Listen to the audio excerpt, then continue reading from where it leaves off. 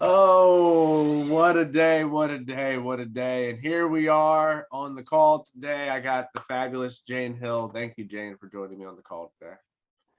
It Really is a appreciate it. pleasure to be here. Me and my dog, we're super excited to be here. Can you tell? Yeah, your dog is like the best dog. It doesn't jump or run or bark, doesn't eat anybody. You're good. Very calm, very Yeah, calm. very calm Mhm. dog. So today, I think the topic that you said we were talking on today was rapport, right? Yep. Rapport. Rapport. Rapport. The spelling of that word has always confused me, Mhm. but it still is something we all need to know how to do, is how to Yeah. build rapport. And I think specifically, Jane, are we talking about how to build rapport in general? Are we talking about how to build rapport in the home? What alley, what direction do you think we should go with this? I think most of it is general rapport, but there's going to be like a couple of things that are in home. But yeah, like you're just connecting with people, and this is connecting with people in the home. Mm-hmm. Okay, well, that would make sense. And when I think of rapport, Mm-hmm. I also think of repertoire. I always like those things always get confused in my head. So when I Uh-huh. think about that, I think about you got to have some repertoire for building your rapport. Like you Mm-hmm. got to have things that you can say, Yeah. like easy things. And so I've learned a lot of this just by listening to other people talk about it. So Jane, do you have repertoires? Do you have things that you just like say often that like over and over again? I don't know how that works for you. 100%. I feel Y- like if you've talked to me for any period of time, you're like, I've heard you say that so many times. I'm like, Yeah, I'm sure you have. You're probably going to keep hearing it. I get that. Every Yeah. time I run appointments, I think to myself, I have said this 1,000 times. Mm-hmm. But it's always interesting the answers that you get every single time. They're different. Yeah. They're not Yes. the same, but they're kind Right. of the same. Yeah. Mm-hmm. Uh, Everyone's unique and special. Unique and special. I like the Yeah. way you put that. I like that a lot. So, can Mhm. you tell me more about that? Unique and special. What do you mean by that, Jane? This is not what we practice. So yeah, I will say I typically will ask some of the same questions every time, and then we can go into it more later. But I like to ask every couple, if I'm sitting down with a couple, I like to ask every couple how long they've been married. And then I like to Oh, ask them, yeah. is that Uh, what they say every time? Are they like, do they ever know how long they've been married? Most of the time, they have to think about it. I think it's hilarious when one spouse looks at the other and they're like, well, and I'm like, oh, right. I'm like crossing my fingers, hoping that the person gets it right? Um, and then I like to ask, so these are the fun questions. I like to ask, what do you think is your secret to being married for this long? And I don't care if they've been married for 2 months or 50 years, right? I always ask them what they think the secret is. Uh-huh. And I like to ask them how they met because I just think that those questions are entertaining for me after having run appointments for however many years. Usually, Wow. the woman has a sweet answer, and usually the guy has a funny answer. Usually, Yeah, is that how it goes down? That's probably how it would go down for me. I would I agree. would think that it would. It's funny because I thought you weren't answering my question about how people are unique and special. And then you really just answered the question. You were I like, did. well, I answered, this is what I asked them, and this is what makes them unique and special. Mhm. I think that's cool. And it's interesting to get people's perspectives. Yeah, Like agree or disagree with their perspectives. I'm not saying you have to like while you're talking to them, you agree. Okay. right, There's no reason to get into an argument, I right. would think. But Mhm. other than that, hold on a second, Jane. You go ahead and take over for a second. Okay. So I will say the funniest answers I have heard is I asked, how did you guys meet? And the guy said, at a bar. And the woman smacks him and says, we were at a church social. It was still a bar. The other one is, how did you guys meet? And they said, in prison. And the wife smacks him and says, we were prison guards. I'm like, okay. So it's funny. I mean, the smacking, right? What I think of is, when you go into a home, so this is specifically like in home, you don't know if they forgot you were coming. You don't know if one who booked the appointment forgot to tell the other one, right? You don't know if they just got into a fight before you got there. Like you just don't know, right? So if you can I think personally, if you can kind of get one of them to smack the other, like that to me goes back to like second grade puppy love, right? Like what do you do when you like someone in second grade? Like you punch them and you run away, you know? And so I'm just like, if I can just remind them that just for this short period of time that they still love each other, and they actually do like each other, and they're remembering the first time they met, because that's probably like a high point, then I'm excited about it, you know? Sometimes they're like, if when I ask them like, you know, what do you think is the secret to being married? And they look at me like I'm just asking them some corny, cheesy thing. And I'm like, no, I'm really interested. And honestly, for me, that is what kind of keeps me entertained while we're running appointments. I remember their stories, you know, and you know, a lot of times they'll say communication and blah, blah, blah, right? The standard stuff. I've had one super funny one and one super sweet one. So one guy was like, this is marriage number 3, and there's not going to be a Wow. 4th one. So it's whatever she wants. That was the funniest one I think I've heard. And the sweetest one, it was this older couple. They had to be in their late 70s. And I was like, so what's the secret? And do you know what he did, Paul? Huh. He looked at me and then he looked at her with like the most adoring face. And he said, well, look at her. I get to wake up next to this beautiful woman every day. And then he just went on. I was just like, can you call my husband and tell him this? Wow. It was so sweet. What a Like, sweet talker he is. he was a super sweet talker. So, but you know, you're asking that because I mean, honestly, you do kind of want to remind them that they love each other, because Yeah. that's not something that they remember all the time. Yeah. Yeah, but those are my default. I try to ask every couple that question, those questions. I love the answers. I love the crazy things they say. Yeah. It's interesting when you get a new one because you'll get the same ones kind of here and there, and then out Mhm. of nowhere you'll be like, huh, I haven't heard that one before. That's crazy. Yeah. Okay, that's cool.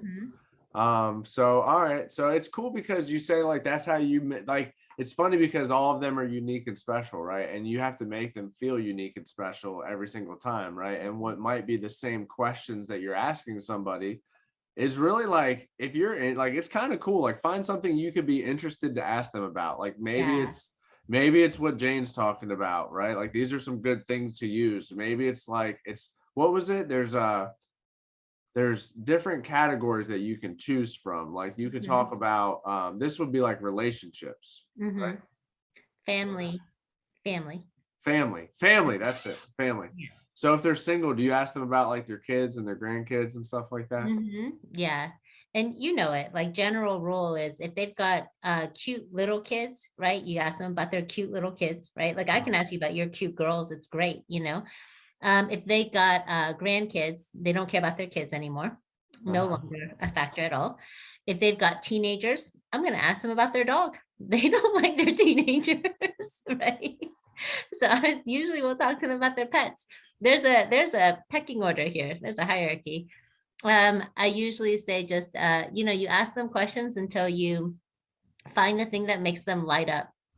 You Sometimes know, it's their mom, sometimes it's their dad, yep. sometimes it's their friend. Like, you know, Mhm. it's there's usually some person or thing that makes them kind of get excited. Right. Yeah. Because, you know, these people, they filled out a form. They're meeting with you about insurance. They care about somebody. Your job is to find the person that they care about and ask some questions about them. Jane, don't you think it's crazy that like the fact that they know that you do insurance and they're still talking to you kind of makes it seem like they might be open to talking about insurance, right? Maybe, maybe. That's how I think. I'm like, well, they know I'm talking about insurance and they haven't like either hung up on me yet or they haven't like told me I can't talk, I gotta leave. So that's like a pretty good sign they're interested. Right. Yep. They're open to it. Absolutely. So how do you find the thing? Like I know you said you keep asking questions to see what makes them light up, but like how do you find that? Like what do you do? So you started it. So the general rule is the acronym FOR, and it's family, occupation, recreation, right? For the most part, I feel like it's just focused on family. Sometimes recreation is the thing, right? They've got something hanging on their wall, and so they're really proud of it, you know. Where I run appointments, there's lots of deer hunting, right? And so the thing You that hunt deer, don't you? huh? You hunt deer, don't you? Yeah. So this is what I say. And this is where you also started to say it's be interested, not interesting. Like they don't care. They don't care what you have going on. So be interested. So I saw a deer mounted on a wall. And this is what I ask every time I see a deer mounted on a wall. I was like, that looks really cool. I hit one of those with my car one time. Yeah. How did you get yours?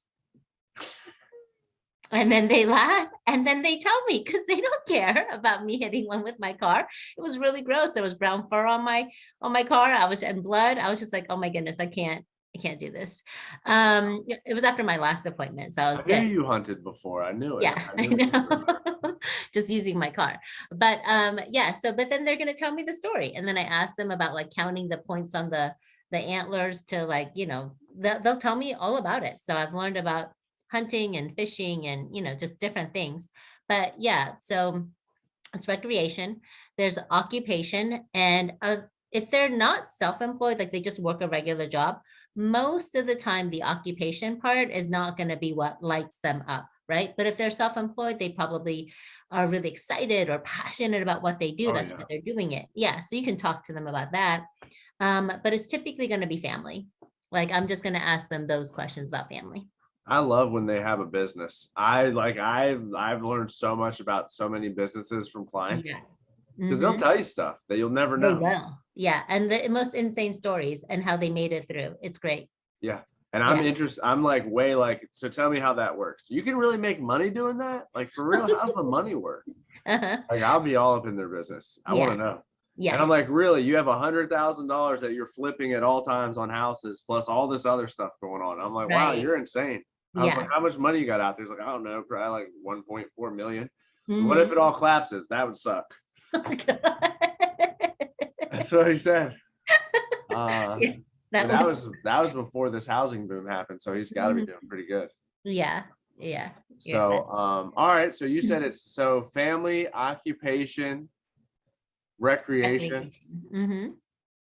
and what was the last one? Well, there's technically a fourth one, but you should not bring it up in the home. That's why I didn't say it. What? It's mission. Mission. Okay. Yeah. Because it can get political or religious, and that's not what we're trying to do in the home. Political or religious. Okay. Yeah. Because it's your That's mission. interesting. Hmm. Yeah, don't convert people in the home. Like I mean, you Hmm. can if that's what you want to do. I shouldn't say that. I feel bad that I just said that. But we're there to help them with insurance. Do that We are. first. At least Yeah. take care of that first. One thing at Right. a time. You Yeah. know what's well, yeah. So Jane, you would tell us about the secret sauce. Tell us about your secret sauce and how do you get people to like and trust you and like, hand over big old, like I've seen you get checks for like, people give you tons of money all the time. They Mhm. trust you, they depend on Mhm. you. They ask you how to help them with their credit scores, how to Mhm. buy houses, all sorts of crazy stuff. Tell us about the secret sauce. What's your Oh my secret gosh. sauce, Jane? So not following anything we practiced. All right. So um, I think the main thing with rapport is just be someone that's comfortable, right? Like don't be argumentative. Paul started talking about it, like converting people and stuff. It's like if you're sitting across from someone who is a Trump supporter and you're not, then just whatever they say, be like, wow, that's really interesting. Like, how did that happen?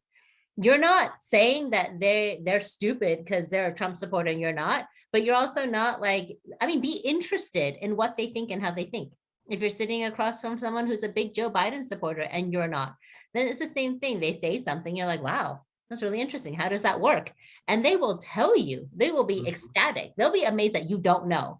And I really don't know that much because I don't watch the news. So I'm like, I'm really genuinely interested when they tell me stuff, you know? And if you're sitting across from someone who's a hunter and you're a vegan, you could still be interested in what they do and how they do it without judging them, right? That's got to be huge. So I think that's it's just, I would say, like, just be comfortable, like be someone who wants to share information, be comfortable, be someone who they want to share information with, right? And then it's the whole, like, if you have tattoos, like who cares if you have tattoos, right? But if you're sitting across from these conservative people who don't have tattoos, you don't need to like flaunt them. But if you're sitting across from people who have ink and you could see it, then you could show it to them, right? Like it's just be comfortable. And I always think people think I'm saying, be fake. Nowhere did I say be fake.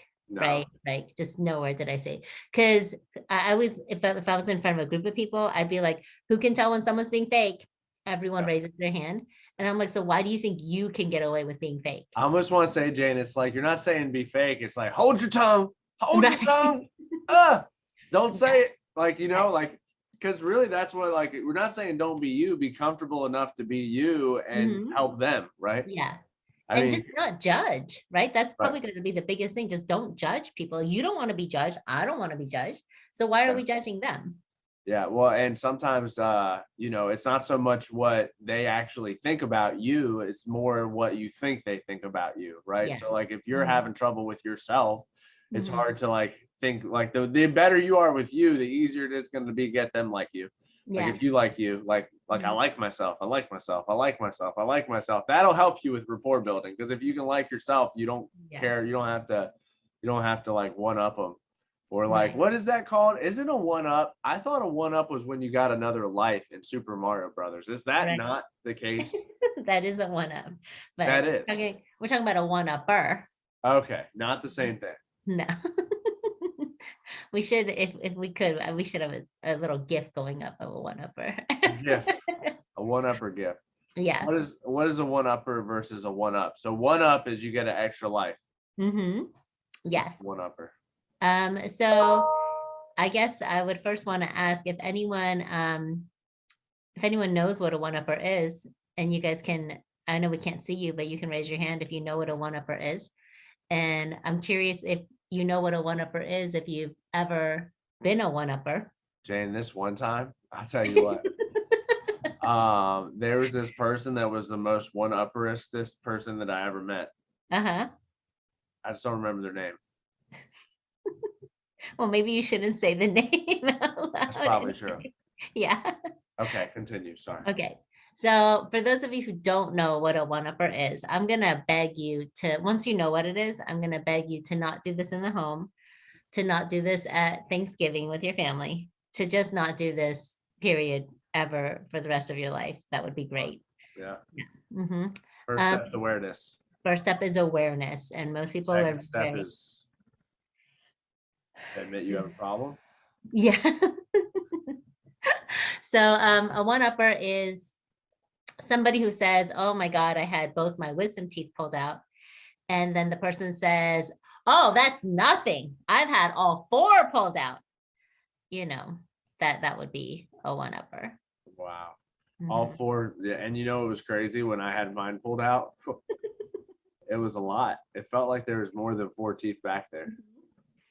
Yeah. The thing about wisdom teeth, Jane, is that I don't know why they remove wisdom teeth. They're supposed to give you wisdom.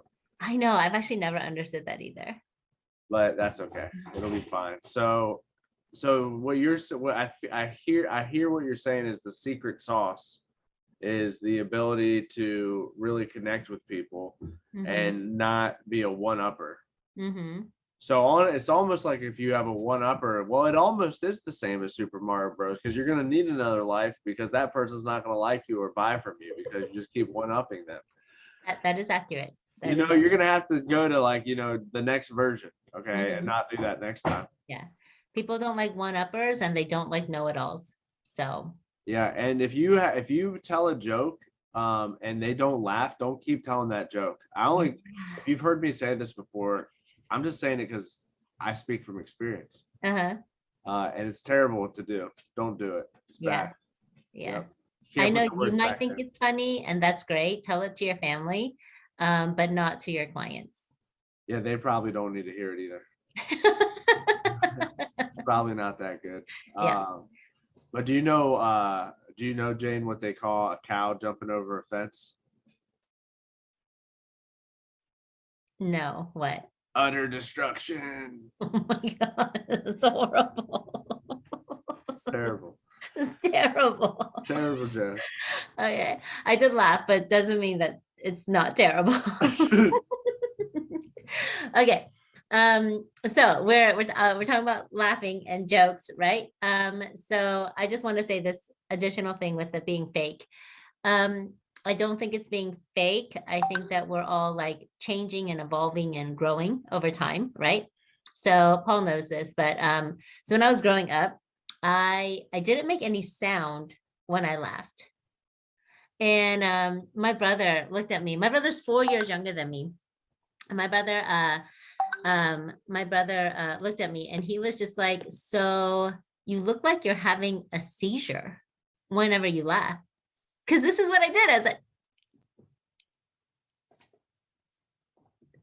and no, your volume is not off. I would just shake a lot, right? And so one day, it was like, so can you make sound when you laugh? I was like, I can try. So I was like, right? So like, so then you could say that my laugh is fake, and I think it's just an evolution, right? An evolution. Yeah, because if you told a joke and somebody didn't laugh, but they just maybe smiled or something, like, don't you feel better when they laugh? So I've learned now to laugh out loud. And now that's, really what comes more naturally, but that is a learned thing. I did not laugh out loud. If you ever. didn't laugh at my joke, I would not have taken offense because it is not that funny. It's It's the delivery that's important. it's very graphic. Your joke. I got another one for you. You ready? Is it not as graphic? No. What do you call a cow with no legs? Not the no ice, no legs. Ground beef. No, no more graphic ones. We said no more graphic. It's a cow, but what if the cow only has 3 legs? It would be lean beef. I thought you were gonna do something with like tri-tip or something. Lean beef, but that's a good one too. All right. What I thought you had something else you were adding in. I was gonna add one more thing. Okay. So there are some times when it comes to being in the home or just in general that there's something called RBF. Are you trying to do it now? It's not working. So RBF, I think most people would know what it is, but RBF is resting unpleasant face. You can put in the word that you think should go there. That's not an unpleasant face. That's a sad face. It's like a sad puppy dog face. Trying to be unpleasant. Yeah. But so I had really bad RBF, like really, really bad. I asked James one time like a question and he was like, so you're not very approachable. He's trying so hard to not offend me. And I was like, what does that even mean? And he was like, yeah, so not very approachable. So I have learned to smile a lot. There's this thing that says it takes more muscles to frown than to smile. And I'm like, who cares? It's the muscles that you use the most, right? And my face was like set to frown, like all the time.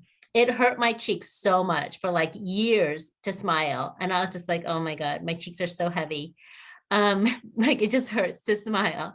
But I'm saying all this because I've had agents, I've looked at them while they try to like explain something. And I was like, has anyone ever told you that you look kind of angry? And they're like, yeah, all the time. I'm like, can you not look like that? Like, but this is what I look like when I'm focused. No, you need to tell your face to not look like that. Because if your client is telling you a story and you look angry, is your client, you're not going to be able to connect with them. Did you say, wow, was I offensive? Yeah, like what do you do? What is angry look? Is it like you're looking at your client like no, like this I can't even do it. I'm trying so hard to make bad faces. I literally thought this agent, I asked him about it afterwards. I drove to Georgia to see him. It was at a meeting, and the whole time he looked like he was gonna get up and stab me. And I was like, oh my God, what did I do to offend this man? Right. And after the meeting was over, he was like, I'm so excited. I was like, are you? Right? Like, are you? I was in fear for my life the entire time. And so I had just met him for the first time. So you don't want to offend anybody when you first meet them. And so I was just trying to use my words carefully. And I was like, so has anyone ever told you that you look really focused when you're focused? And he was like, oh yeah, people tell me I look really angry. I was like, so can you not look like that? Like, I was like, I thought you were really mad. He was like, no, I was just really focused. I was like, no. So I can only imagine what a client would think, right? And so I would ask you to try, and I mean, now we have Zoom and all I'm doing is looking at my face, right? Or your face. But I would ask you to try to do your in-home in front of a mirror and just see what you look like. Do you look interested? Do you look annoyed? Do you look uh focused? Like what do you look like? Because that's what your client is staring at when you're in the home. Right. So yeah, I have had to practice very difficult to not have RBF now. We're doing a good job. Yeah. Congratulations on your accomplishments. Mhm. If you've done anything well in your life, you've done that. Okay. Mhm. So tell your mom, your dad, brother, let them know. Your Yeah. brother should be proud of you. Your brother Right, should be because I proud of make you. sound to now. Yeah, Yeah. you should be proud of you. You know how to laugh and like talk to people now and all Mm-hmm. sorts of stuff. And Also, maybe we should talk about that a little bit, Jane. Can you talk about how excited you were to talk to people and like what triggered, because I know, because here's the reality is everybody has a nervousness to talk to new people, right? Like I don't care who you are, you can't say that you've never been nervous to talk to a new person, mm-hmm. right? And if you have, tell me your secret sauce thing. Right. We'll have you on next week's call. Mm-hmm. But like, what is it? What triggered it for you? Because I feel like there's some kind of trigger point normally for somebody that's just like, hey, I need to figure this out. I need to figure out how to overcome this, or the trigger point never happens and they never overcome it, right? Yeah. But that's the business, personal life. Who cares? Being able to talk to people and build Mm. rapport and get them to like you. Like, what was it for you that kind of had you think that way?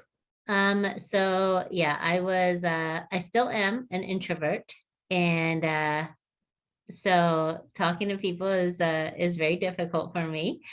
And culturally, this is a cultural thing. Like I couldn't look people in the eye. I had to like I read a book where it told me like just look at their nose and it'll be like you're looking at their eyes. And so that was really awkward because I just kept looking at people's noses and it was Mhm. weird. That's totally um, weird.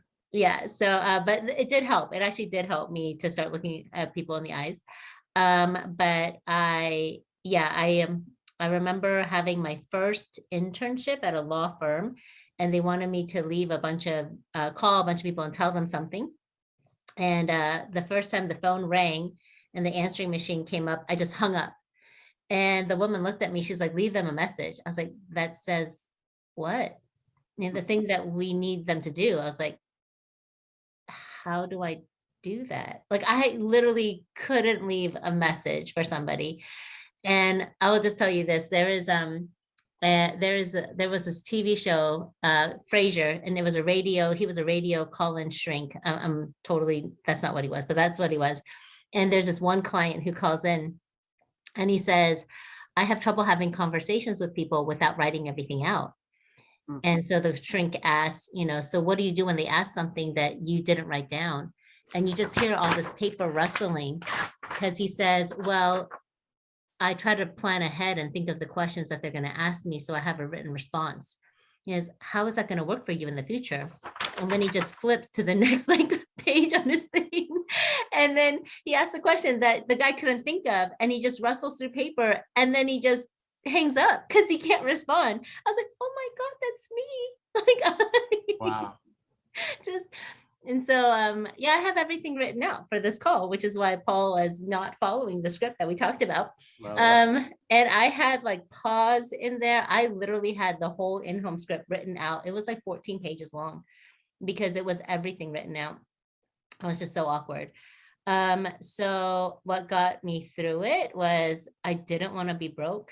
Like I just realized that I was gonna have to talk to people to make money until did I ever tell you this? My cousin, when he was 17, I was like, so are you gonna be a doctor like your dad? Right. because my uncle's a doctor. And he was like, yeah, I am, but I'm going to be a radiologist. I was like, oh, that's really specific. You're 17, like you want to be a radiologist. Why? He's like, because I just have to look at x-rays in a dark room and I never have to talk to anybody. I was like, that's a job that exists? I was like, why are you so smart at 17? If I had known that job existed at 17, probably wouldn't be here on the Zoom. Wow. Well, I'm glad it didn't. I'm glad the internet wasn't around back then. But so yeah, that I mean I broke out of it just by going, like, we went door to door, and you know, you knock on 100 doors and talk to 30 people every day, you're gonna break out of shyness, you know. It was just painful. I would sit there crying like every night almost, and James, we weren't dating at the time, and James would be like, they're there. Like, you know, what do you say Wow. to a crying girl, right? I was like, people are so mean. I think you agree with the crying girl and you say, I know. They're mean as hell. I Yeah. apologize for that. But yeah, lots and lots of practice, lots and lots of awkward conversations and silences, and lots of them. Yeah, I love that. I love that. Well, you're good now. You're not near, like, I didn't know you when you didn't know how to talk to people. So you've done fantastic since I've known you. But I think it came naturally for you. I feel like you just always like talking to people. Me? Yeah. Uh, as long as they like me. Of course I like to talk to them, but if they don't like me, which most time I thought most people didn't like me, but that's a whole different thing. That's just figuring out that, like, most people don't really care that much about you. Like, you know, like that was the biggest thing. Like, you know how, like, they had that RBF face on that you were talking about earlier. Like, they aren't thinking about you. Like, you think that people think about you way more than they think about you. Yeah. And I think when I realized that, I was like, huh, that makes sense. I don't need to worry about anybody else. And it just, I feel like the older you get, the less you care about what people think. Some of these old people, you look at them and go, you really don't give a damn what people think, do you? And they You know, don't. my Nana will say whatever the hell she wants to say to anybody. I'll tell you right now. Mhm. I kind of think I like that. It's a good example. I feel like we should Yeah. maybe, like, I'm not saying she's not a jerk. She's a great person, you know, but Mhm. she's not going to let you, she's going to tell you what she has to say. Right, I love right. that. Yeah. And so I don't know, you derailed me there, and then I got excited talking about Nana. Oh, Jane, where can somebody educate themselves? Like, if somebody wants to learn more about building a rapport and connecting with people, like, Mhm. what are some, what you got any suggestions? You got anything? Books. So many books. Okay. They took Wow. the secrets of the universe, the secrets of the world, and they hid them away in books. Okay. Please read books. All right. You think any specific books in Yes. general? So an oldie, these are all old books, but Dale Carnegie, How to Win Friends and Influence People, is Okay. huge. All right. Because you want to learn how to win friends, not in a manipulative way. Stop being like that. I know there's someone out there thinking that. So you want to learn how to win friends and influence people. It just talks to you about being nice. Oh my goodness. Think of Wow. the concept. Um, skill with people, right? A skill with what's the full Les title? Goodwin? Yeah, Skill with Les people? Giblin. I don't know the full title. Okay, but it's Les Giblin, LES. And then the definitive book of body language. I mean, this is a whole book about body language and what it means. And if you read it, you can tell if a girl, for you guys or girls out there, if you're single, or yeah, if you're single, don't be looking if you're married. All right. If you're single, if you want to know if someone is interested in you, you can look at their feet. So if you want to know how, you got to pick up the book, okay, and read the book. And then you're going to look at everyone's feet. And so after I said that, I was like, stop looking at my feet. Wow, you can definitely tell if someone doesn't want to talk to you anymore. Yes, Like, you you can can. tell if they're done with the conversation. There's Yes, definitely by some things, looking at because their leaning feet. in is leaning in, right? Like, Yeah, they're open to talking to you, and then it's right. like, or they're not. Yeah, yeah. I wonder if James knows now if I'm really mad at him by looking at my feet. He doesn't have to look at your feet, Jane. I'm sorry to tell you. The But RBF comes out. Yeah. yeah, But I would say those three books have been like momentum, like truly life changing for me, having read that. There are others, but I would say if you haven't read those three, you should start there. awesome. I appreciate Great, that. great question, Paul. Those are good ones. And then Jane, we've talked about a lot of things, making people unique and feel unique and special because they are. Mhm. And we talked about the secret sauce. We talked about some questions to ask. We talked about some random other stuff and jokes that should never be told in public ever again. Is there anything else that we're missing, Jane? Is there anything else that you want, like you just want the people to know? Um, yeah, I'm gonna end with this, which is people have asked me, and I'm sure they've asked you, like, how do you act like you're interested in somebody?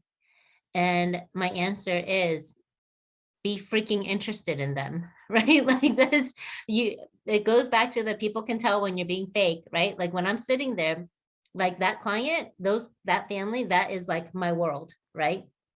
And so you are genuinely interested in them. Yeah, you can lean forward, you can ask questions, but like I really do want to know about their cat Tiger. I really do want to know about their kids and the soccer game that they won or didn't win or how they got there. Like I want to know all that stuff. I'm sitting there. Like they are everything. Like no one else matters at that moment.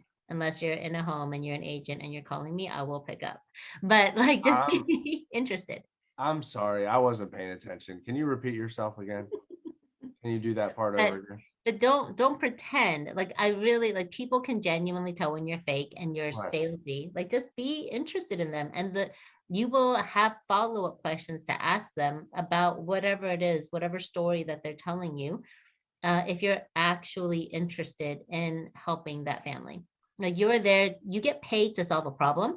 So your job is not to create a problem, it's to uncover the problem, it's to find out what's genuinely going to happen to this family if they die, not if they die, when they die, right? Like that is your job, is to genuinely find out. And you can't know that unless you ask them, like, where are the kids? Like, do you live close to the grandkids? Like, I think it sucks when they live far from the grandkids. Like, you raise them and now you don't even get to hang out with the cuteness. No, that's not fair, right?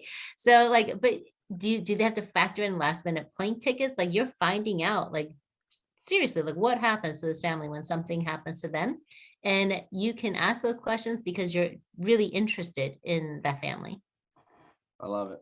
I Yeah. love it. Yeah, they can tell if you're not actually in the moment with them. Be where you are. Like be Yeah. with the people. Yeah. I was trying to be funny, and pretend I wasn't paying attention, but I I was know. hard not to hear what you were saying. Like I was like, I just do want to listen. But I really appreciate you, Jane, taking the time Mhm. out today to be on the call. And I know I did not follow the script at all, which I At appreciate all. you going with that. And everybody for listening, I hope it's helpful, and we'll see you again soon.